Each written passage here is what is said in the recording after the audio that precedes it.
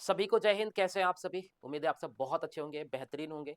तो अब वो घड़ी आ चुकी है जब आप एग्जाम हॉल में जाने वाले हैं। तो एग्जाम हॉल में जाने से पहले कुछ खास बातें, कुछ खास खास सजेशन जो मैं अपने एक्सपीरियंस के बेसिस पे, जो मैंने इतने सालों में अपने एक्सपीरियंस को गेन किया है, जो मैंने क्लियर किया था, तो उसके बेसिस पे मैं आपको कुछ सजेशन देने वाला हूँ जो कि कहीं ना कहीं आपको एग्जाम में काम आने वाला है। तो वीडियो को लास्ट तक देखना और ईमानदारी के साथ देख करके चीज़ों को वैसे ही फॉलो करना जैसे मैं बता रहा हूँ। उसके बाद जब आप एग्जाम से बाहर निकलोगे, देन उसके बाद मुझे कमेंट करके बताना कि सर आपने जो हमें बताया था क्या वो कारगर साबित हुआ या नहीं हुआ।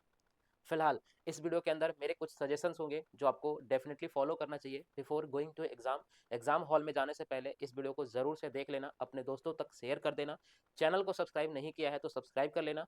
ठीक है, ये चैनल आपके लिए बहुत बहुत ज़्यादा इंपॉर्टेंट होगा, खास करके ट्रेड पेपर से रिलेटेड कोई भी एग्जाम में अगर आप चीज़ें करते हो तो वहाँ पे आपके लिए बहुत ज़्यादा इंपॉर्टेंट होगा। फिलहाल क्लास को स्टार्ट करेंगे और हमारी कुछ खास सजेशन जो आपको याद रखने हैं एग्जाम हॉल में जाने से पहले, इसको देख करके ज़रूर जाना है, इम्प्लीमेंट करने की कोशिश करना है 100%। सबसे पहला, reach at the centre before closing time. आपने एडमिट कार्ड डाउनलोड कर लिया होगा, उस एडमिट कार्ड पे आपके शिफ्ट के अकॉर्डिंग टाइम लिखा होगा कि इस शिफ्ट में इतने बजे तक आपको आ जाना है। तो मैं कह रहा हूँ कि आपको कम से कम 1 घंटे पहले अपने सेंटर पे पहुँच जाना है। रीज़न क्या है कि अगर 1 घंटे पहले नहीं पहुँचोगे तो आप थोड़ी घबराहट में रहोगे, और जैसे ही आप घबराहट में होगी आप होगे तैसे वैसे ही आपके जो ब्लड प्रेशर है वो हाई हो जाएगा, और उस सिचुएशन में आपका ब्रेन जो है बेहतरीन काम नहीं करेगा। तो आप सभी से रिक्वेस्ट है कि एग्जाम में 1 घंटा पहले सेंटर पे ज़रूर पहुंच जाए। जहां भी सेंटर हो वहां पे अब 1 घंटा पहले पहुंच जाए। अच्छा नींद ले, ये बहुत ज़रूरी है। कई सारे बच्चे होते हैं जो एग्जाम के खुशी में ना नींद ही नहीं लेते हैं। उनको लगता है कि अब डायरेक्ट एग्जाम दे करके आएंगे तब सोएंगे आराम से। भैया ये गलती बिल्कुल भी मत करना। हमारा ब्रेन है, इट इज़ अ मशीन, ये एक मशीन है और इसको भी स्लीपिंग की ज़रूरत होती है। एटलीस्ट एटलीस्ट 8 से 9 घंटे का स्लीपिंग ले करके जाना बहुत ही अच्छे तरीके से। आप अभी ट्रेन में होंगे, अभी 17 तारीख है तो आप अभी ट्रेन में होंगे।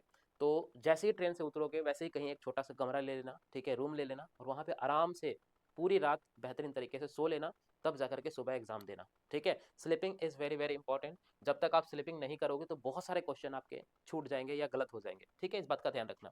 बी रिलैक्स एंड काम इन एग्जाम हॉल। कई बार ऐसा होगा एग्जाम में ना घबराहट होती है, ऐसा लगता है कि एकदम कुछ नई चीज़ें हो रही है। भाई नई चीज़ें नहीं है, जैसे आप घर पे बैठ के मॉक टेस्ट लगाते थे वैसे ही आप वहाँ पे लगाओ, आपके नंबर डेफिनेटली बढ़ेंगे। और वो बच्चा जो घबरा जाएगा, जिसको लगेगा कि हमने कुछ नया करना है, हम कुछ नया करने जा रहे हैं, कुछ नया सीखने जा रहे हैं, या फिर नया हम अगर फेल हो गए तो फियर ऑफ फेलियर को पहली बात तो खत्म कर देना है।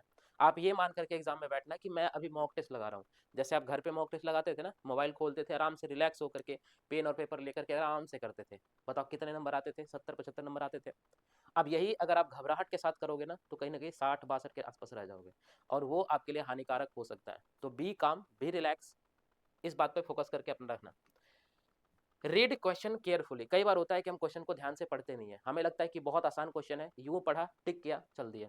ये गलती है, बिल्कुल भी नहीं करना। बहुत ही आसान क्वेश्चन होंगे, लेकिन आपकी इग्नोरेंस, आपकी जल्दबाजी के चक्कर में वो क्वेश्चन गलत हो जाएंगे। तो उस क्वेश्चन को जरा ध्यान से पढ़ना, अच्छे तरीके से केयरफुली पढ़ना, और उसके बाद ही उस क्वेश्चन को अटेम्प्ट करना। चारों ऑप्शन पढ़ने के बाद अटेम्प्ट करना। कई बार होता है पहले में लिखा होगा आपको लगेगा सही है, फिर दूसरे में उससे भी अच्छा लिखा होगा, तीसरे में उससे भी अच्छा लिखा होगा, और चौथे में सबसे बेहतरीन लिखा होगा। और एग्जामिनर क्या कहते हैं कि सबसे बेहतरीन जो ऑप्शन होगा वही सही माना जाएगा। तो कई बार बिना पढ़े आप आंसर को टिक कर देते हो, जिससे कहीं ना कहीं आपको नुकसान हो जाता है। तो इस बात का ध्यान रखना। स्पेशल फोकस ऑन नॉट और इनकरेक्ट। एग्जाम हॉल में इस दो वर्ड को जरा ध्यान से देखना। कहीं पे नॉट लिखा होता है, ठीक है, और कहीं पे इनकरेक्ट लिखा होता है। और आप एग्जाम हॉल में इतना जल्दबाजी में होते हो कि नॉट और इनकरेक्ट को आप इग्नोर ही कर देते हो। ये बिल्कुल भी मत करना। एग्जाम हॉल में नॉट और इनकरेक्ट स्पेशली फोकस्ड होता है, उसको एक बार जरूर से पढ़ लेना, ध्यान से पढ़ना, ठीक है, और तभी उस पेपर को अटेम्प्ट करना। Don't attempt any mock from now. अभी से 17 तारीख के बाद जिनका भी पेपर 19 को है, वो कोई भी मॉक टेस्ट ना लगाएं, ऐसा मैं सजेस्ट करता हूँ। भाई मॉक टेस्ट ऐसी होती है ना कि हम टीचर्स बनाते हैं, और टीचर्स अपने अकॉर्डिंग क्वेश्चन बनाते हैं। भाई कहीं से वो क्वेश्चन ले लिया, कहीं से वो क्वेश्चन ले लिया। आपको एग्जामिनर के माइंड से खेलना है, आपको जो एग्जामिनर सेट करके देगा उससे खेलना है। तो आप इन मॉक टेस्ट के चक्कर में ना पड़े। अभी तक जो आपने लगाया वो सफिशियंट है, आप इस बात पे विश्वास करें, खुद पे बिलीव करें कि हमने जो लगाया है वो हमारे लिए सफिशियंट है, अब हमें ज़्यादा मॉक लगाने की ज़रूरत बिल्कुल भी नहीं है। तो don't attempt any mock from now, चाहे वो ट्रेड पेपर की बात हो, चाहे वो पार्ट ए की बात हो, किसी में कोई मॉक लगाने की जरूरत नहीं है।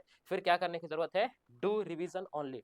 जो आपने क्रक्स बनाए हैं, जो आपने 1 पेज शॉर्ट नोट्स बनाए हैं, जो आपने कहीं से नोट्स डाउनलोड करे हैं, उसको ट्रेन में हो रिवाइज करते जाओ, पढ़ते जाओ, वन शॉट वीडियो देखते जाओ। जैसे मैंने वन शॉट वीडियो करा रखे हैं वेल्डिंग के, बेसिक फिटिंग के, सीट मेटल, इस तरीके से हमने जो भी वन शॉट वीडियो कराए हैं आपको, उनको आप देखते चलो। कहीं और चैनल से मिल रहा है तो वन शॉट क्लास को देखो, या आपने जो क्रक्स बनाए हैं पेज में, ठीक है, सबसे बेहतरीन तो आपका खुद का क्रक्स होता है, तो वो अगर बनाया हुआ है तो उसको रिवाइज करो, बट मॉक टेस्ट अटेम्प्ट नहीं करना है। अब how to attempt the paper. अब एग्जाम हॉल में हम पहुंच गए हैं, तो हमें पेपर कैसे अटेम्प्ट करना है, किस तरीके से हम अटेम्प्ट करें ताकि हमारा जो स्कोर है वो मैक्सिमम आ सके। इसमें दो पार्ट होंगे, पार्ट ए और पार्ट बी। दोनों में लगभग 10 से 15 मिनट का गैप मिलेगा। हो सकता है किसी किसी सेंटर पे 5 मिनट का ही गैप मिले, हो सकता है किसी किसी सेंटर पे 15 मिनट का भी गैप मिल जाए। तो वो सेंटर पे डिपेंड करता है वो कितना गैप दे रहे हैं। हालांकि जो टाइमिंग है वो तो फिक्स है, पर वो सेंटर के अकॉर्डिंग अपना टाइमिंग एडजस्ट कर सकते हैं, क्योंकि उनके पास ऑलरेडी 1 से 1.5 घंटे का समय होता है, तो वो अपने हिसाब से एडजस्ट कर लेंगे। तो ठीक है, जितने भी टाइम मिलेंगे उतने उसमें आपको रिलैक्स रहना है।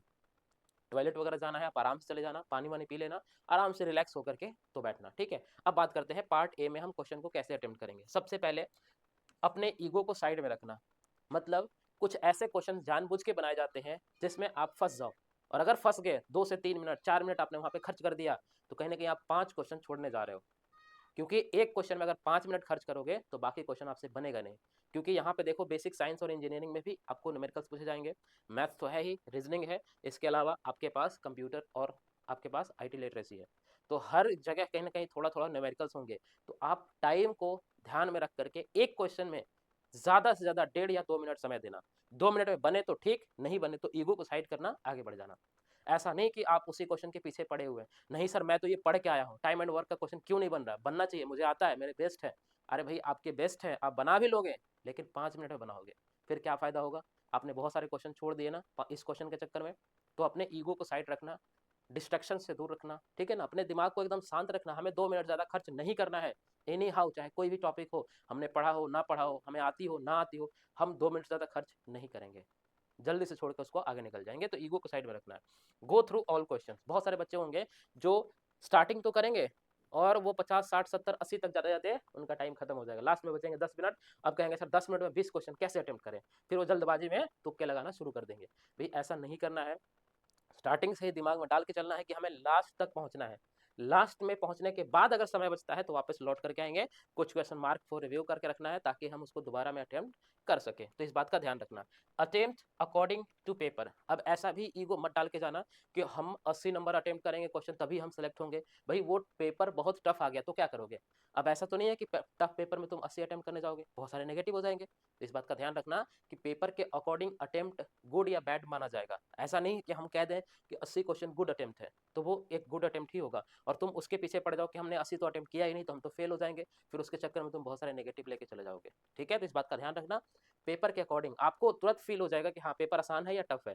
अगर पेपर आसान है तो गुड अटेम्प्ट बेसिकली 85 या 90 के आसपास पहुंच जाएगा। लेकिन अगर पेपर बहुत हार्ड है तो उसमें 80 75 ये भी आपके लिए बेस्ट होगा। जितना कम नेगेटिव लोगे उतना ज्यादा सिलेक्शन का चांस बढ़ेगा। Don't see what other do.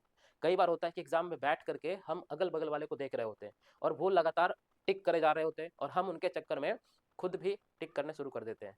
तो दूसरे पे ध्यान मत देना, यहाँ पे कंपटीशन है, खुद पे ध्यान देना। तुम्हारा ही कॉम्पिटिटर वो बैठा हुआ है, ऐसा नहीं कि कोई कोई और कॉम्पिटिटर है, तुम्हारा ही एग्जाम में तुम्हारे साथ ही बैठा है, मतलब तुम्हारा ही कॉम्पिटिटर है। और हो सकता है कि उसे आता भी हो सकता है उसे ना भी आता हो सकता है कि वो तुक्के लगा रहा हो। अब उसके चक्कर में तुम भी क्या करो, तुक्के लगाना शुरू कर दो।